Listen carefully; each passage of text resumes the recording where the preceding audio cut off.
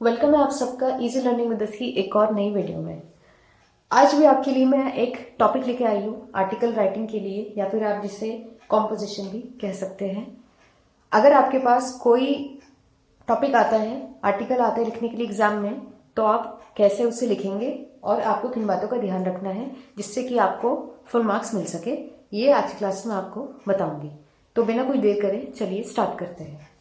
एक बार मैं बता दूं कि आर्टिकल क्या होता है। आर्टिकल में आप, अगर आपको कोई टॉपिक दिया है, आप सबसे पहले अगर क्वेश्चन में टाइटल गिवन है तो वही लिखेंगे, या फिर अगर खुद कुछ टाइटल आप सोच सकते हैं आप वो लिख सकते हैं।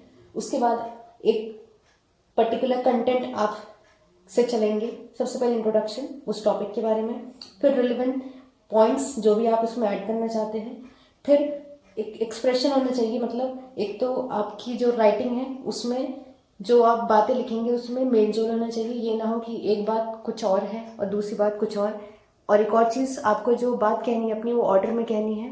ऐसा नहीं कि जो बात पहले कहनी है वो बाद में लिख रहे हो और जो बात बाद में लिखनी है वो पहले लिख रहे हो। तो इन बातों का आपको ध्यान रखना है जब भी आप कोई भी आर्टिकल लिखेंगे किसी भी टॉपिक पर। एक और बात, आपकी जो लैंग्वेज है वो क्लियर होनी चाहिए, पढ़ने वाले को समझ आना चाहिए कि आप क्या कहना चाह रहे हैं। और लास्ट में आप कंक्लूजन देंगे और अगर कुछ सजेशन दे सकते हैं तो वो भी देंगे। तो आज की क्लास में जो मैंने टॉपिक चुना है वो है need of value based education in today's time. इस टॉपिक का मतलब ये है कि आज का वक्त, जैसे कि हम सभी जानते हैं, हम जिस दौर में, हम जिस टाइम में जी रहे हैं, ये बहुत ज़्यादा मॉडर्न है पहले के कंपैरिजन में। तो जिस ज़माने में हमें ये टेक्नोलॉजी से भरा हुआ है, हम बहुत सारी चीज़ों से घिरे हुए हैं, तो इस वाले टाइम में हमें किस तरह से अपने छोटों में, अपने बच्चों में वैल्यू एजुकेशन डालनी है और उसकी क्या ज़रूरत है, इसी बारे में मेरा जो है ये आज का आर्टिकल है। तो अगर आपको इस तरह का या ऐसा कोई टॉपिक एग्जाम में लिखने के लिए आता है तो आप किन पॉइंट्स को लिख सकते हैं, किन पॉइंट्स को शामिल कर सकते हैं और किन बातों को ध्यान रखकर एक अच्छा आर्टिकल लिख सकते हैं, वो हम आज डिस्कस करेंगे। तो पहला जो पॉइंट है वो है बेस्ट एजुकेशन। अब बेस्ट एजुकेशन से मेरा मतलब ये है कि आप जो अपना आर्टिकल शुरू करेंगे वो ऐसे कर सकते हैं कि जैसे कि हम सभी जानते हैं कि जो पेरेंट्स होते हैं वो चाहते हैं कि वो अपने बच्चे को best of the best education दें। कहने का मतलब ये है कि हर पेरेंट का एक सपना होता है कि उनका बच्चा आगे चलकर कुछ बने, कुछ अचीव करे, जिससे कि उनका नाम रोशन हो और वो भी अपने मिलने जुलने वालों में कह सके कि भाई हमारा बच्चा ने ये अचीव करा या वो ये बना, doctor, teacher, engineer and so on. तो हर माँ बाप के अपने कुछ सपने होते हैं, लेकिन पेरेंट्स को इस बात का ध्यान रखना होगा कि एकेडमिक के साथ साथ बच्चों के अंदर मॉरल जो एजुकेशन है वो भी डेवलप होनी चाहिए। हम सिक्के का सिर्फ एक पहलू देखकर ये नहीं कह सकते कि अगर बच्चा जो है उसने एजुकेशन पा ली तो वो उसकी ओवरऑल डेवलपमेंट हो गई। नहीं, अगर हर एस्पेक्ट में उसकी डेवलपमेंट हो रही है तभी हम कहेंगे कि वो एक अच्छा इंसान बना है हर लिहाज से। सिर्फ एजुकेशन देना ही हमारा मकसद नहीं होना चाहिए अपने बच्चों को, लेकिन हमें उनकी हर एस्पेक्ट का ध्यान रखना है कि वो उस तरह से भी डेवलप हो रहे हैं क्या या फिर नहीं। तो बेस्ट एजुकेशन मतलब ये है कि they should be educated in all spheres of life. ठीक है। तो सेकंड पॉइंट है हमारा होलिस्टिक डेवलपमेंट। जैसे कि मैंने कहा, होलिस्टिक डेवलपमेंट से मतलब ये है कि physical development, mental development, moral development, emotional development, social development, ये सभी तरह का जो विकास उनके अंदर होना चाहिए। तभी हम कह सकते हैं कि जो हमारे छोटे हैं या हमारे बच्चे हैं वो जो है वो परफेक्ट, नियर टू परफेक्ट जो है एजुकेटेड हो गए हैं। अब नेक्स्ट पॉइंट है, आप इसमें ये ऐड कर सकते हैं कि crisis of moral values in society. अब सवाल ये आता है कि आज के टाइम में वैल्यू बेस्ड एजुकेशन की आखिर ज़रूरत क्यों है, क्योंकि जिस सोसाइटी में हम जी रहे हैं यहाँ पर बहुत ज़्यादा क्राइसिस हो गया है मॉरल वैल्यूज़ का।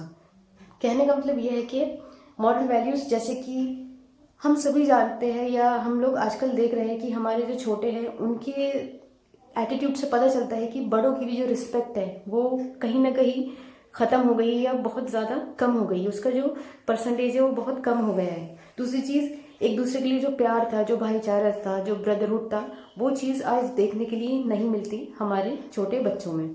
इसके अलावा हम ये भी देखते हैं कि उनके अंदर जो एक हेल्पिंग एटीट्यूड होना चाहिए कि एक दूसरे की मदद करके चले, एक दूसरे के काम आए, एक दूसरे का ख्याल रखे, एक दूसरे के लिए कंसर्न हो, वो वाला एटीट्यूड जो है वो कहीं ना कहीं ख़त्म हो गया है।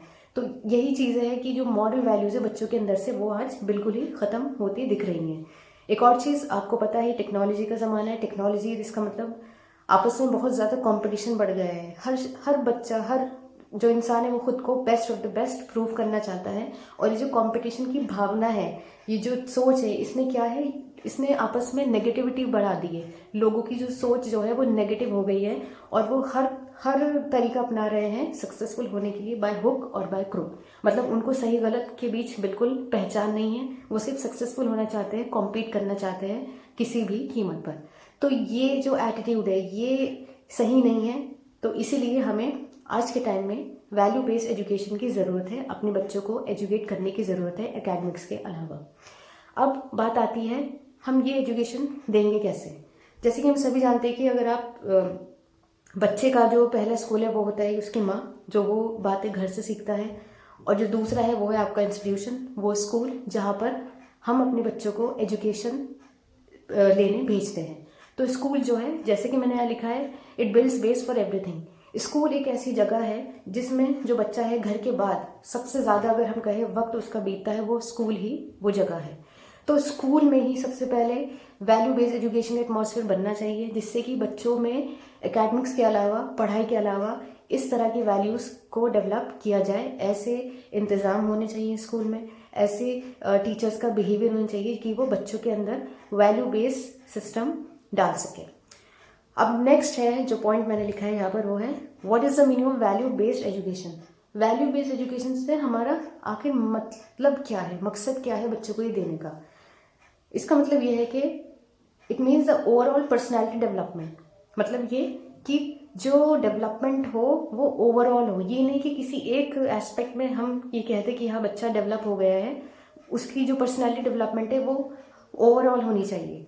जैसे इसका कहने का मतलब ये है कि उनके एटीट्यूड में चेंज आना चाहिए।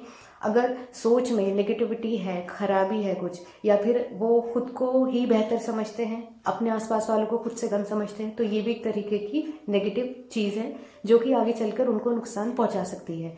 तो हमारा मकसद क्या है वैल्यू बेस्ड एजुकेशन देने का? बच्चों के एटीट्यूड में चेंज आना चाहिए, उनके परसेप्शन में चेंज आना चाहिए, उनको सही और गलत में फ़र्क करना आना चाहिए, वो खुद का फ़ायदा करने के लिए दूसरों का नुकसान न करे, ये वाली सोच उनके अंदर डेवलप हमें करनी पड़ेगी। और उसके बिहेवियर में, ओवरऑल उसके बच्चे के बिहेवियर में चेंज आना चाहिए। तभी हम कह सकते हैं कि इस बच्चे की जो पर्सनैलिटी है वो ओवरऑल डेवलपमेंट हो गई है उसमें। अब हम अपने आर्टिकल में लास्ट में क्या लिखेंगे? अगर हम आज के टाइम में बच्चों को वैल्यू बेस्ड एजुकेशन दें तो उसके बेनिफिट्स क्या होंगे, उसके फ़ायदे क्या होंगे। तो सबसे पहले क्या है, अगर कोई बच्चे जो है एकेडमिक्स के अलावा वैल्यू बेस्ड एजुकेशन उसको दी जाती है, तो सबसे पहले उसके एटीट्यूड में जो चेंज आएगा वो होगा, वो रिस्पॉन्सिबल बनेगा, रिस्पॉन्सिबिलिटी वाली उसके अंदर फीलिंग आएगी, वो अपनी जिम्मेदारियाँ समझेगा, वो अपने आसपास के लोगों को समझेगा और अपने बड़ों की भी इज्जत करेगा और अपने छोटों के लिए भी उसके अंदर एक पॉजिटिव सोच होगी। इसके अलावा रेगुलरिटी, वो अपनी लाइफ में कोई भी काम करेगा उसके अंदर वो रेगुलर रहेगा। ये नहीं कि बस काम चलाओ, काम कर लिया, उसके अंदर हर चीज़ को लेकर एक रेगुलरिटी डेवलप होगी। उसके बाद कॉपरेशन, कॉपरेशन का मतलब ये है कि वो अपने साथियों के साथ, अपने फ्रेंड्स के साथ कॉपरेट करना सीखेगा। मतलब अगर चीज़ें उसकी सोच के अलग भी जा रही है लेकिन वो एकदम से हाइपर नहीं होगा, वो कॉपरेट करेगा, वो सोच समझ के कदम उठाएगा। फिर इसके बाद मैच्योर होगा, वो मैच्योरिटी डेवलप होगी। ये नहीं कि छोटी छोटी बातों पे गुस्सा कर रहे हैं या फिर इमैच्योर है अपनी सोच में, अपनी डिसीजंस में। तो वैल्यू बेस्ड एजुकेशन सिस्टम उसके अंदर क्या डेवलप करेगा? मैच्योरिटी। सेंसिबल बनेगा, वो चीज़ों को समझेगा और अपनी अकल से फैसले करेगा। इसके बाद पॉजिटिव माइंड होगा उसका। अगर वो उसके अंदर पॉजिटिव एटीट्यूड होगा, जाहिर बात है सोच सही होगी, अच्छी होगी, तो फैसले भी इंसान अच्छे लेगा। और जब इंसान अच्छे काम करता है तो उसका जो असर है वो उसके आसपास भी पड़ता ही है।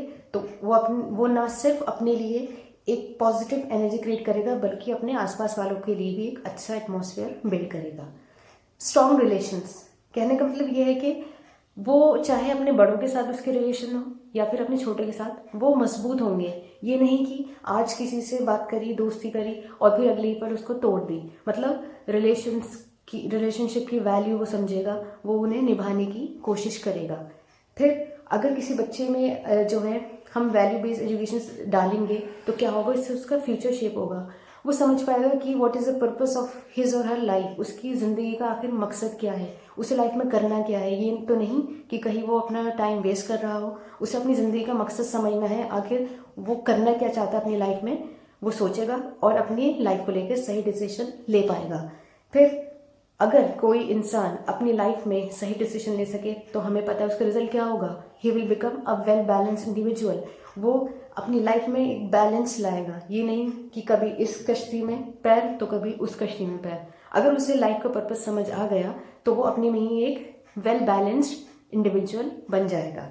और लास्ट में उसकी जो लाइफ स्किल सीखेगा, अगर उसकी लाइफ में कोई प्रॉब्लम आती है या कोई प्रॉब्लमेटिक सिचुएशन आ जाती है, कुछ ऐसे हालात हो जाते हैं कि वो परेशान है, तो वो स्किल सीखेगा और उस चीज़ को अप्लाई करेगा कि मुझे किस चीज़ कैसे इन प्रॉब्लम से उभर कर अपने आप को एक अच्छा इंसान, एक कारगर इंसान बनाना है।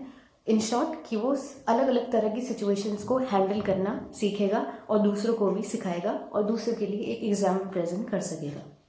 तो आई होप कि मैंने जो पॉइंट्स लिखे हैं आपको इससे बहुत हेल्प मिली होगी कि अगर आपको इस तरह का कोई भी आर्टिकल ऐसे लिखने के लिए आता है एग्जाम में, तो आप किन बातों का ध्यान रखेंगे जिससे कि आपका जो आर्टिकल है वो सबसे अच्छा लिखा जा सके। तो आज की क्लास में तो इतना ही। अगर आपको वीडियो अच्छी लगी हो तो इसे लाइक करना बिल्कुल मत भूलिए। जितना ज़्यादा हो सके वीडियो को शेयर कीजिए और मेरे channel easy learning with us को सब्सक्राइब कीजिए। Thank you so much.